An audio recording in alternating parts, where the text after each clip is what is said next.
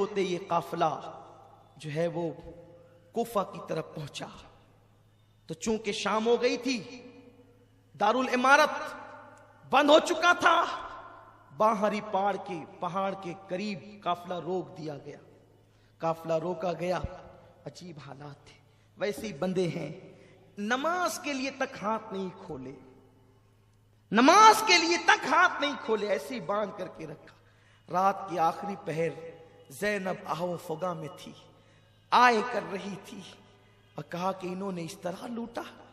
صبح ہوئی، رات کا منظر تو یہ ہے، خولی بن یزید کے ہاتھ میں امام حسین کا سر دیا گیا، سر بانٹ لیا، اپنے اپنے گھر لے گئے۔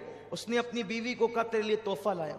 اس نے کہا کیا تحفہ ہے؟ کہا کہ اتنا لایا ہوں کہ تو مالا مال ہو جائے گی۔ کہا لایا کیا یہ بتا؟ کہا حسین کا سر۔ کہا لعنت ہے تجھ پہ، آج کے بعد میں تجھ سے کوئی بات نہیں کروں گی، آج کے بعد میں تجھ پہ حرام ہوں، میں تجھ سے کوئی بات نہیں کروں گی۔ نواسے رسول کا سر کاٹ کے لایا ہے۔ رات نہ ہوتی تو گھر سے نکل جاتی، اور اس کے بعد کہا اس سے بات نہیں کرنا۔ اور جب وہ سوتے پڑا رہ گیا تو وہ بی بی کا بیان ہے، وہ اہل بیت کی محب تھی کہ رات بھر میں نے سبز پرندے حسین کے سر کے ارد گرد منڈلاتے دیکھے اور نور ہی نور دیکھا۔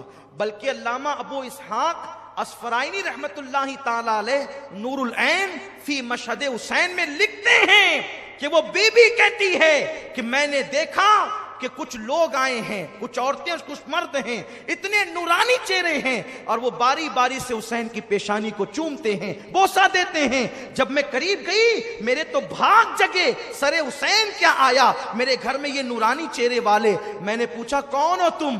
تو جو بہت نورانی چہرے والے سفید ریش تھے انہوں نے کہا میرا نام ابراہیم ہے، میں اللہ کا خلیل ابراہیم علیہ السلام ہوں، حسین کی پیشانی چومنے آیا ہوں۔ اور اس کے بعد دوسرے نے کہا میں آدم ہوں۔ اور جب میں نے بیویوں سے کہا تم کون ہو، ایک نے کہا میں حوا ہوں، ایک نے کہا میں مریم ہوں، ایک نے کہا کہ میں فاطمہ بنت محمد ہوں۔ اللہ اکبر! میں نے یہ منظر دیکھا تو تھرا گئی۔ پھر میں نے زلفیں صاف کی، چہرہ صاف کیا، اور یہ منظر میں رات بھر اس میں ڈوبی رہی۔ صبح ہوئی تو خولی پلید جو ہے وہ سر لے کر کے گیا، پورے کوفہ میں سر کو گھمایا گیا۔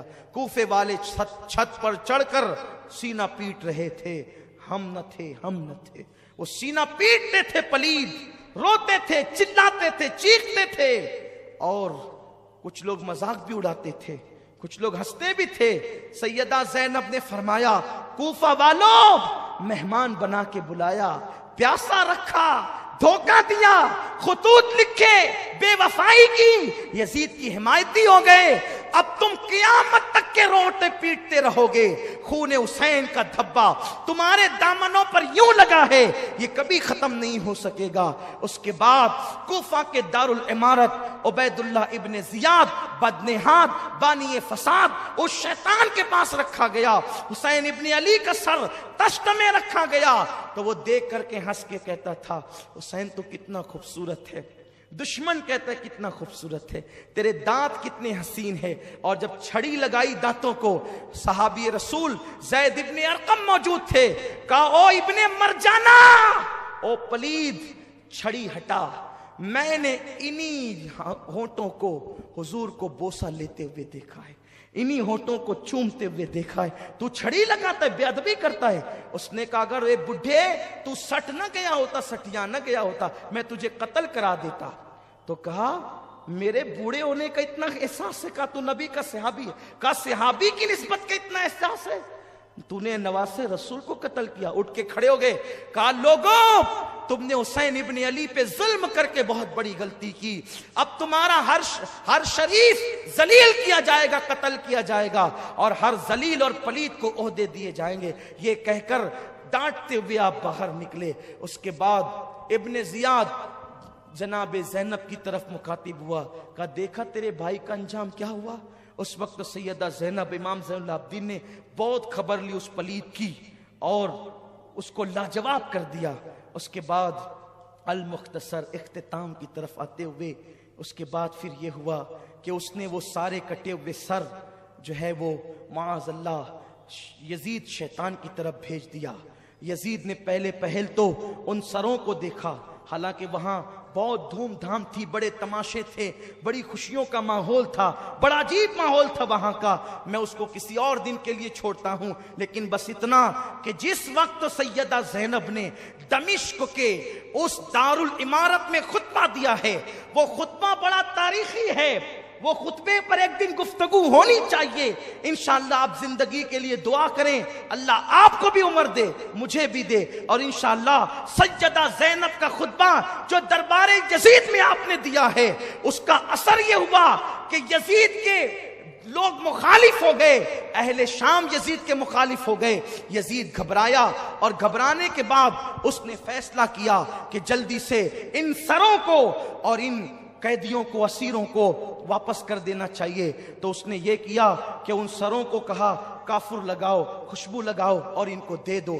حالانکہ وہ بڑا خوش تھا، اس نے بڑی گالیاں بھی دی، ساری چیزیں تھی، لیکن جب ڈرا کہ اب چونکہ آل نبی کی عوام محب تو ہوتی ہے کہ بھئی یہ بہت عجیب معاملہ ہو جائے گا، تو وہ ڈر کے مارے اس نے سوچا کہ اب جلدی سے ان کو روانہ کر دیا جائے، ورنہ ان مظلوموں کو دیکھ کر کے لوگ بہت بڑا مسئلہ کھڑا کر دیں گے. تو صحابی رسول حضرت نعمان بن بشیر کی قیادت میں وہ قافلہ روانہ کیا گیا سروں کو لے کر. بعض روایتیں یوں ملتی ہے کہ وہ سر دمشق میں ہی دفن کر دیے گئے. آج بھی وہاں مزارات ہیں، وہاں میں نے حاضری دی ہے. لیکن جو دوسری معتبر روایت ہے وہ یہ ہے کہ حضرت امام زین العابدین کے پاس نعمان بن بشیر صحابی رسول آئے، میں تمہارا غلام اہل بیت کا محب ہوں، جہاں لے چلنے کے لیے کہو گے چلوں گا، جہاں قیام کرنے کے لیے کرو گے کروں گا، جہاں پڑاؤ ڈالنے کے لیے کہو گے کروں گا، بس بتائیں کہ حکم کیا ہے. تو آپ نے فرمایا اپنی پھوپھی کے مشورے سے ہمیں پہلے کربلا لے کر کے چلو. پھر اس طرح وہ 20 صفر المظفر کو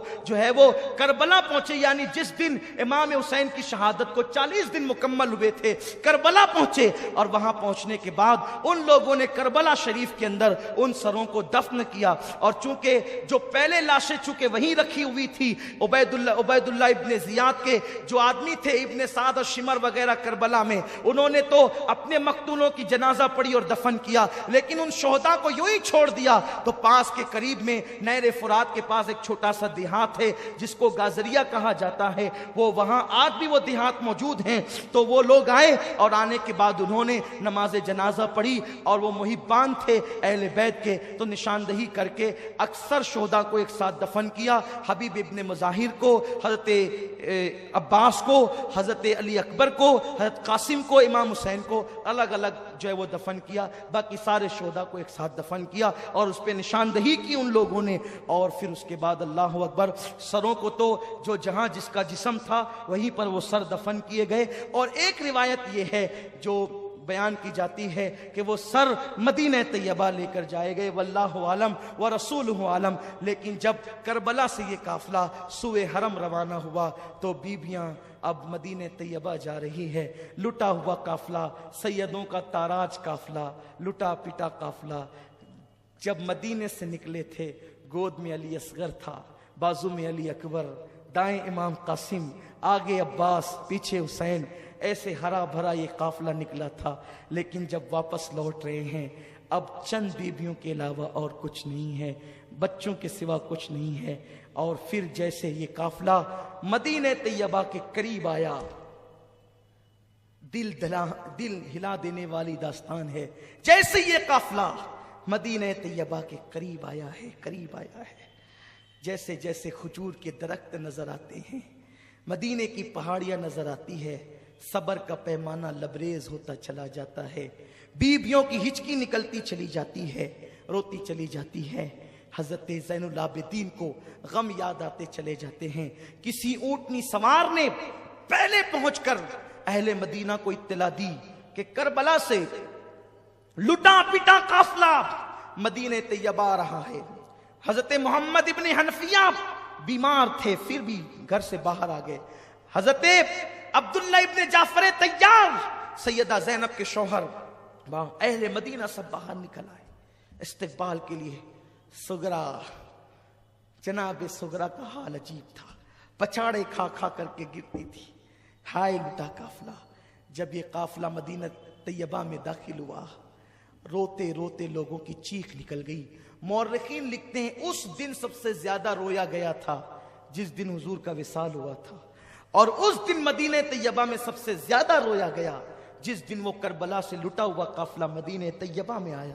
حال یہ تھا کہ جناتوں کے رونے کی آواز آتی تھی، حال یہ تھا پہاڑوں سے رونے کی آواز آتی تھی، اور شہادت حسین کا تو حال یہ تھا، شہادت کے بعد 40 دن تک جہاں سے پتھر اٹھایا جاتا وہاں سے تازہ خون نکلتا۔ یہ باتیں تو آپ پچھلی نشستوں میں سن چکے ہیں، پچھلے سالوں میں یہ حال تھا۔ لیکن جب مدینۃ الرسول میں یہ قافلہ پہنچا تو سیدہ زینب کبریٰ نے کہا ہم سب سے پہلے رسول اللہ کی بارگاہ میں جائیں گے۔ امام زین العابدین نے کہا ہم حجرہ رسول میں جا کر سب سے پہلے امانت حسین پہنچائیں گے۔ اور اس کے بعد جب وہ حجرہ رسول میں داخل ہوئے ہیں، صرف گھر کے لوگ تھے، سیدہ زینب نے نانا کا مزار کا پینتی پکڑا اور کہا کہ نانا آپ کے حسین کا آخری سلام لے لو۔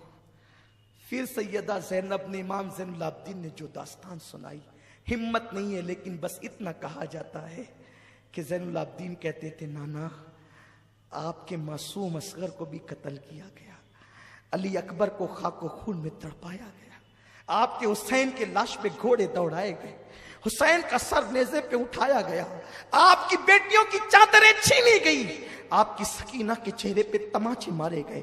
جس وقت یہ باتیں کہی جا رہی تھی خدا جانے قبر رسول پر کیا لرزہ طاری ہوا ہوگا، اور رسول اللہ نے کیسے ان کے آنسوؤں کو خشک کیا ہوگا، یہ تو میرے آقا جانتے ہیں، گھر کی بات گھر والے جانتے ہیں، اور اس کو بہت زیادہ اب اس پہ گفتگو کرنے کا وقت بھی نہیں۔ بس آپ اللہ سے دعا کریں، اور آپ کے لیے بھی میں دعا کرتا ہوں کہ اللہ تمہیں سلامت رکھے، ایمان کی سلامتی کے ساتھ، عقیدے کی سلامتی کے ساتھ اللہ زندگی دے، یہ محفلیں قیامت تک ہوتی رہے اور مولا حسین کے ڈنک کے بجتے رہے۔ اللہ مجھے آپ سب کو توفیق عطا